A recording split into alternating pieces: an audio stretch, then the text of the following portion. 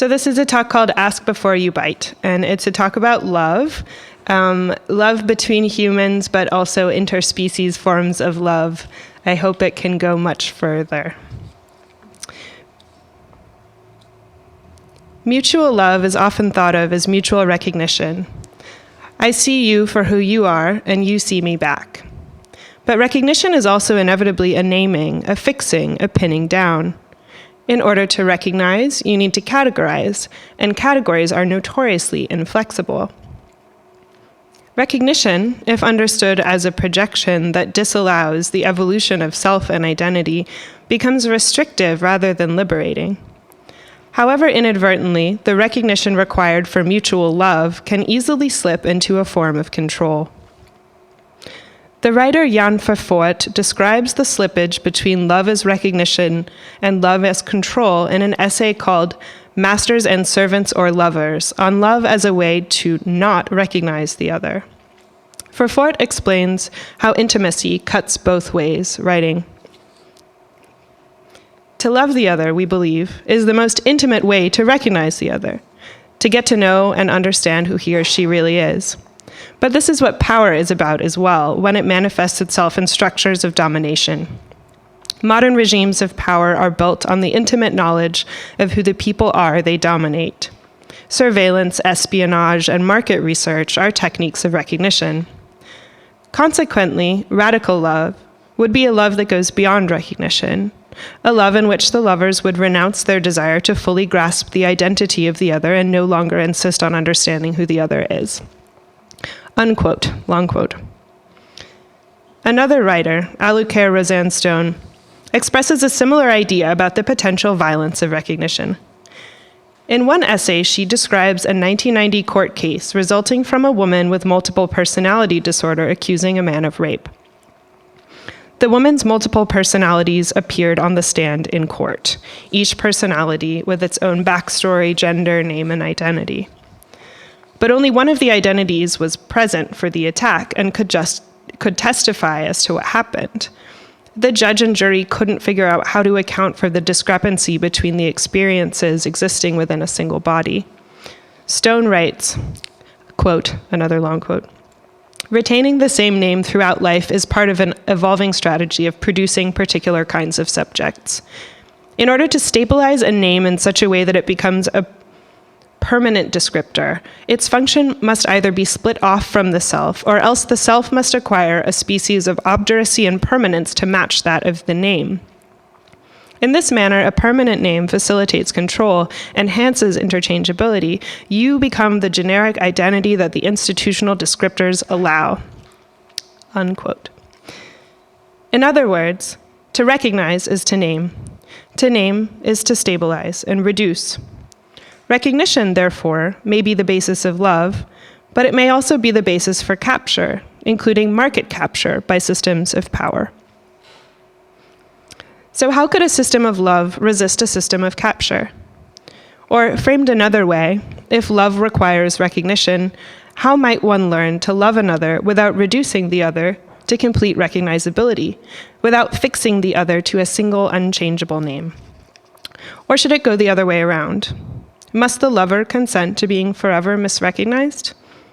Is allowing oneself to be repeatedly transfixed a fundamental part of loving and being loved? If you're looking for a metaphor for the complexities of fixity, identity, and control with love relationships, look no further than the vampire bite. In this case, not the bite that kills or bleeds dry, but the bite that transforms the bitten into another vampire, the bite of conversion. The transformational bite is an act of extreme intimacy entwined with extreme violence. It's ultimate pain as ultimate pleasure. It's an exchange of fluids leading to eternal life, a master-servant dialectic that negates itself upon completion, an exercise of unequal power that results in mutual empowerment. There's always a sacrifice or a trade-off in the agreement. In some stories, the vampire coerces the unknowing human victim to transform. In others, the knowing victim desires and consents to the transformation. But most often, coercion and consent are somewhat hard to distinguish in vampire stories. Is there not always an element of coercion when one side possesses so much more power? And who could really understand and therefore consent to such a radical transformation before it happens? Whether there can ever be a truly consensual bite is precisely what is at stake when the skin breaks. Unsurprisingly, vampire roleplay is one of the most popular forms of roleplay. Because of the repetitive and familiar form of the conversion narrative, always combining in the sexy climax of the bite, playing vampire allows infinite variations on erotic games of control. I'm going to talk about the evolution of one kind of vampire roleplay. Happy to talk about many others after, if you'd like to come up to me with stories. So I'll make a detour into the mechanics of roleplay through an experience of mine, and we'll end up back at the same questions about love and capture. World of Darkness, who made this game, is a decades-old gaming franchise that took off in the US in the 80s and 90s with tabletop role-playing games. So tabletop games are Dungeons & Dragons-style point systems with strict rules that players can improvise within to build collaborative narratives.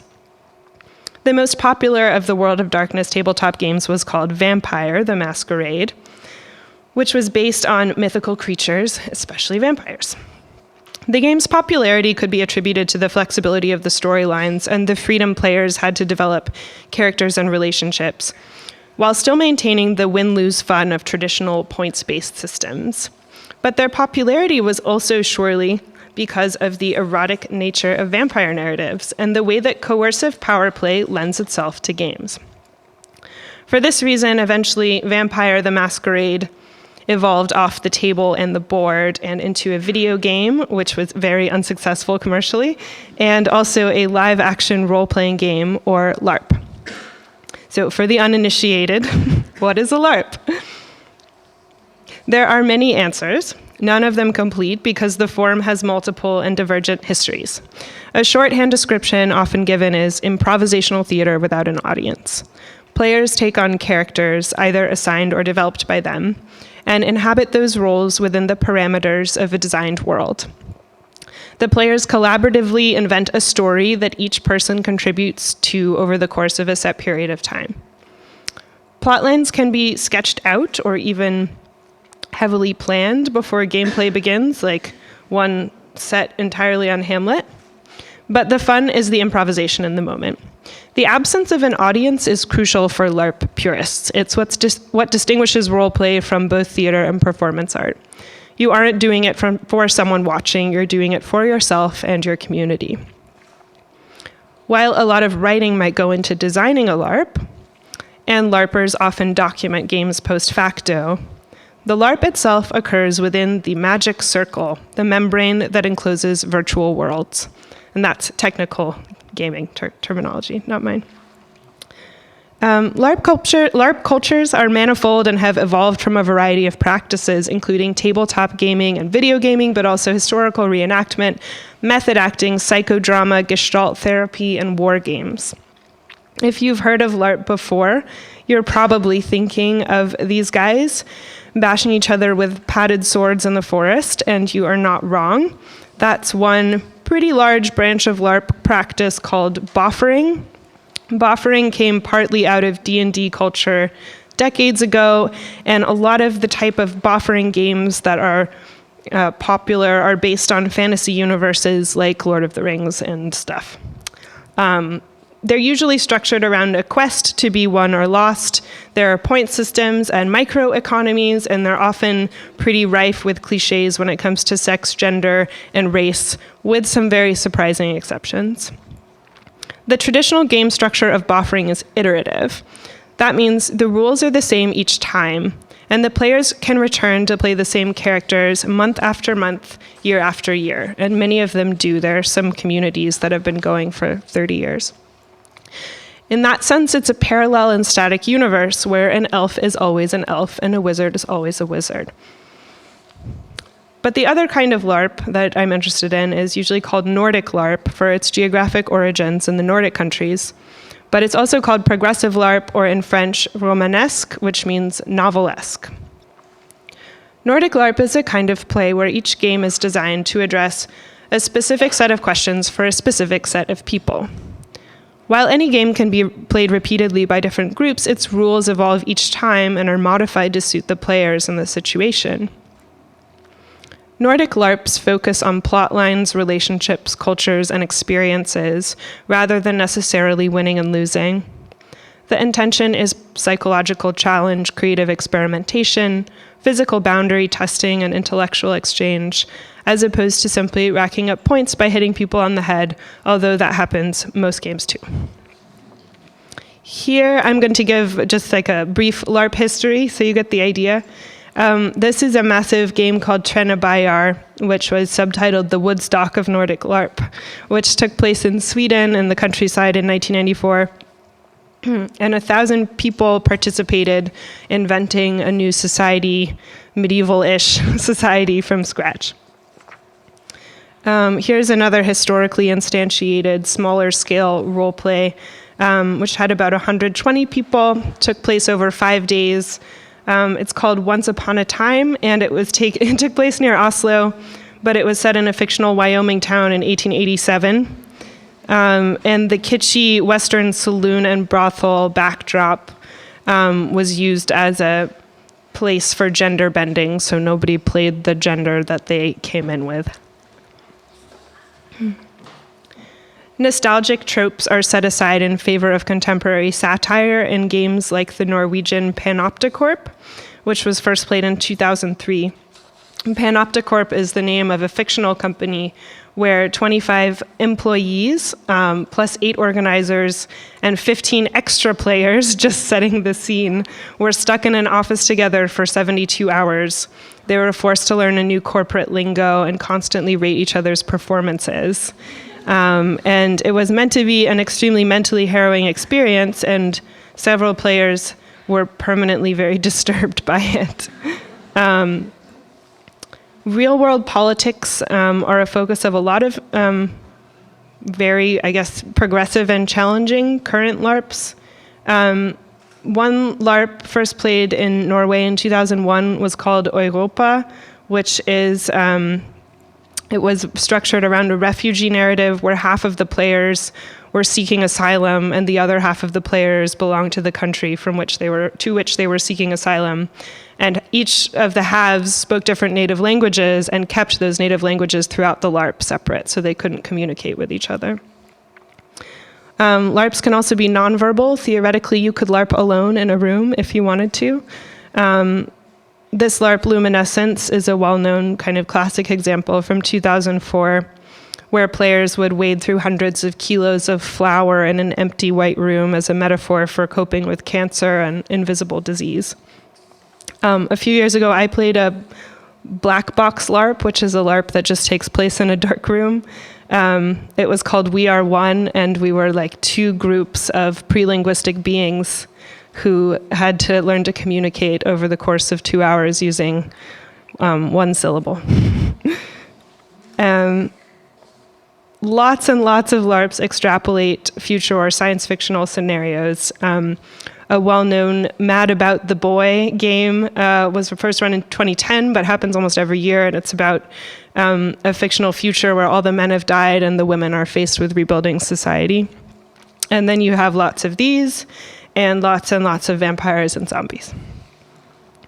So in 2017, Berlin hosted the first International World of Darkness convention. So World of Darkness was the gaming franchise I mentioned earlier, which became popular with the Vampire the Masquerade series of games.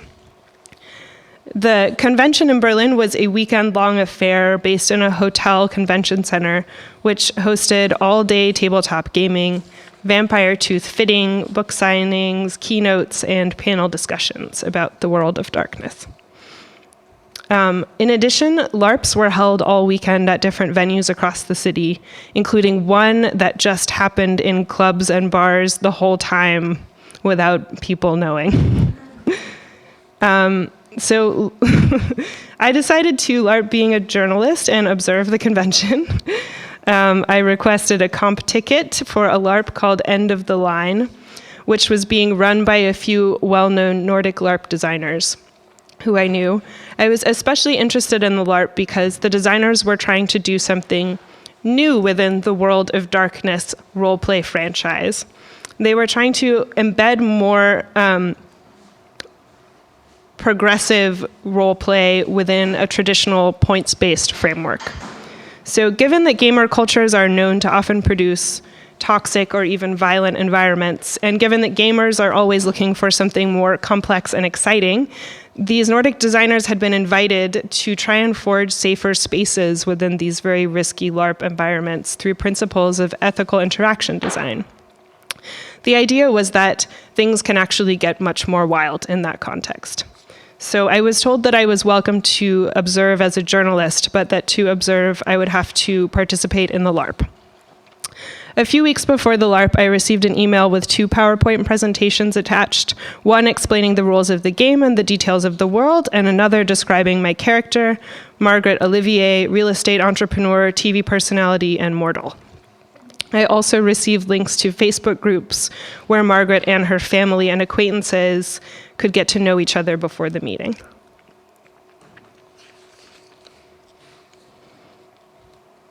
So on the morning of the LARP, I pulled on pleather pants and a hot pink club top and took the subway to a disused factory on the periphery of Berlin, which had been decorated to resemble a post-industrial nightclub in Bristol. All 70-something participants had been informed that participation in the 6-hour LARP was only possible if we attended the mandatory 4-hour preparatory workshop and hour-long post-LARP debrief. It's like a good 18-hour day, just gonna say. The pregame workshop began with a typical warm-up theater exercise and get-to-know-you game, but quickly moved into a rehearsal of consent and safety tactics. These were based on a system of mechanics that have been developed over decades of progressive LARPing.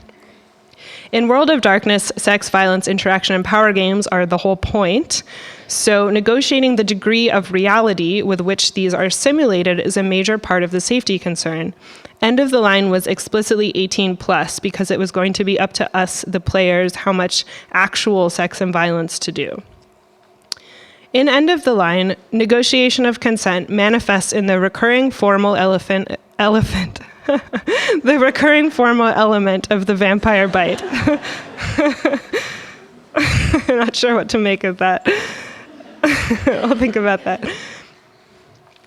So the vampire bite is called, in vampire parlance, the embrace, in which the vampire locks eyes with the mortal, putting the helpless or knowing victim into a trance before going fangs deep into the bite. There are myriad ways to simulate a bite in-game. One way is to just decide before the game starts how much simulation should work. So this is usually what would happen in a vampire roleplay game where there's like a legal consideration. You would just say all biting happens in mid-air, no skin contact, no exceptions. We're just going to act out biting each other.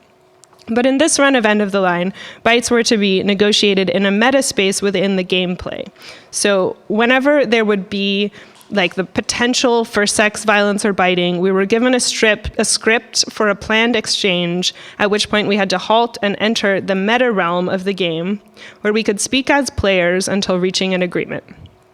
The simulation of a bite can be as close to or as far from physical reality as the players choose, barring actual puncturing of the skin for those aforementioned legal reasons.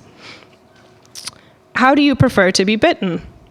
Light skin contact, lick, kiss, hard bite, fake blood, extremely detailed narration, nod and handshake?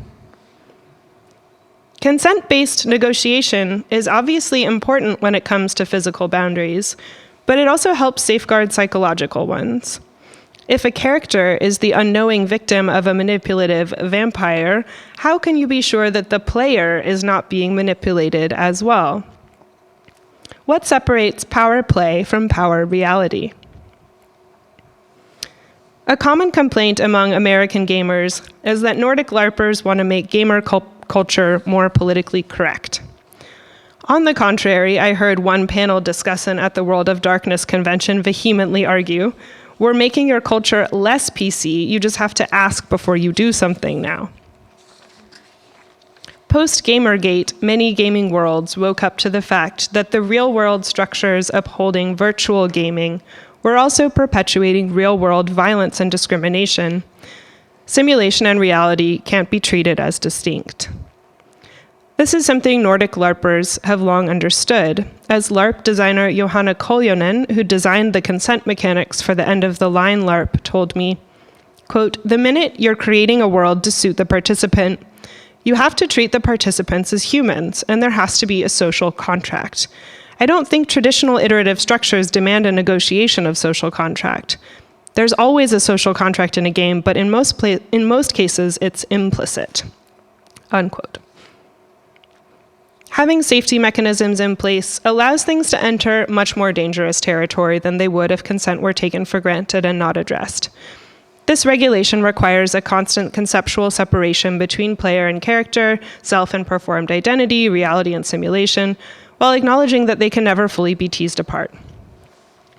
In the end-of-the-line workshop, for example, women were instructed to wait 5 seconds before consenting to be bitten. We were told that it would be our inclination to just say yes. Scripting regulatory mechanisms for negotiating boundaries is not dissimilar to what happens in BDSM, where predefined safety constraints allow for greater freedom in the moment. When pleasure and pain are explicitly combined, or when power discrepancy is the source of the pleasure, the membrane around the magic circle has to be drawn pretty firmly in advance. Contracts, safe words, aftercare. Power roles can diverge widely from reality. Everyone loves the cliche of the CEO crushed beneath the dominatrix heel. But in the game space, you get to choose your role, and you get to consent to the dynamic. Acting out fear or fantasy in a safe space can be cathartic, even therapeutic. For one, Gestalt therapy relies on manufacturing what are called safe emergencies, where clients might role-play a parent, a younger self, an imagined opponent, inhabiting facets of other subjectivities by trying them on. In a LARP, players do this together. Negotiating a simulated experience with another person is a complicated conceptual act of mutual recognition, or maybe unrecognition. You're a player and you're a character, and you'll be a different player and character next time. The rather utopian goal of inhabiting multiple invented selves mirrors the hopes of many early internet users, whose creative role-playing in online text-based game worlds was made possible by their relative anonymity. There was no expectation that users of multiple user domains, bulletin board services, or role-playing games online would represent themselves according to real names, ages, genders, races, etc. In fact, the multiple personality court case that Stone describes proposes that the very existence of multiple personality disorder, which became DSM recognized in 1980, was a result of the fracturing of virtual identity made possible by the early internet era. She goes so far as to posit it as the next theoretical diagnosis after schizophrenia. Of course, as the internet has changed into a corporatized landscape based on identity and market capture, the fantasy of anonymity disintegrates. In today's internet, your face is pinned to your name, address, and buying history. You're recognized for who you are, and who you are is a particular overlap of consumer categories and market segments. Recognition down to the single pixel. In Stone's words, again, you become the generic identity that the institutional descriptors allow. Those structures of recognition as domination work via coercion rather than consent. When they work best, you don't even know what you've been coerced into until long after the bite. That's why LARP designers say that these more and more complex narrative games, whether digital, analog, or board games, seem to be extremely suitable for our age because they're so much about agency and power dynamics and complexity. By pretending to be others in person, human, vampire, or otherwise, we are looking for ways to try on different identities and become multiple again. In LARP, unrecognizing one another in-game tends to change the way players think of themselves and their relationships out of game too. If you're in the business of inhabiting multiple identities and multiple social worlds, The conventions of your own identity in society reveal themselves as mutable, too. Over many decades, LARPers have developed a keen understanding of how to engineer out-of-game relationships. As Koljonen describes it, quote, "We realize that designing a fictional culture is the exact same skill set as designing a functioning real-world community." Social engineering is a marketable skill with an obvious commercial application, from massive multiplayer games to interactive virtual reality experiences, and LARPers are rising on the list of consultants worldwide. Militaries, science departments, corporations, and governments have long asked game designers to invent scenarios to test how soldiers might cope with an IED explosion, how scientists might deal with an epidemic, how consumers might react to a product launch, or how prison guards might treat prisoners. Consumer simulations can test a lot of possible outcomes, but the human element can only ever be tested with humans. Bleed is the name given by LARPers to the crossover between player and character. Your real-life experience bleeds into the game, and whatever happens in the game likewise bleeds back into your real life. Players inject themselves into their characters. Likewise, the experience of being in character will become part of yourself. This is one reason that pregame workshops and postgame debriefs are so important to ease the transitions from one role to another. Every LARPer knows that bleed is inevitable. The game happens in life, not outside of life. It starts long before you enter the LARP and ends long after you leave it. While game bleed can cause problems when unmanaged, the experience of bleed... Sorry, I just forgot that I had put bloodbath in here. This is the problem that happens when bleed is unmanaged. While game bleed can cause problems when unmanaged, the experience of bleed, the blurring of the line between yourself and your performed identity, between the narrative of your life and the narrative of the game, between power play and power reality, is the whole point of the LARP. Acknowledging bleed is acknowledging the mutability of infinite possible selves without fearing loss of the self among them. This boundary play requires the same bravery as love. Roleplay is good practice for the erotic. Anne Carson writes that, quote, "Eros is an issue of boundaries. Eros exists because certain boundaries do. But the boundaries of time and glance and I love you are only aftershocks of the main inevitable boundary that creates Eros, the boundary of flesh, the self between you and me. And it is only suddenly at the moment when I would dissolve that boundary I realize I never can." Unrecognition is the acknowledgement of that interval, the gap, the inevitable boundary, the skin, the irreducible difference. Performing the bite is acting out the desire to annihilate the boundary while accepting the impossibility of resolution. The bite is one of love's tactics of imagination, which are all aimed at resolving the edge between two images that cannot merge into a single focus because they do not derive from the same level of reality. One is actual, one is possible. Consent-based LARP revives the hope of unrecognition, but not the kind premised on anonymity or enabled by technology. It's premised instead on the very old technology of emotional labor. Unrecognition, IRL, is a lot of work. Work toward an impossible goal. You can't know every iteration of the self, yours or another's. You can never dissolve the irreducible difference or merge across the boundary. You can only acknowledge the fact of constant transformation despite any appearance of constancy. Love is not anonymous, but neither is it fixed. Whereas a system of control desires to recognize you as a generic identity, according to a single name, a system of mutual love recognizes you as wonderfully multiple, as endlessly specific. Thank you.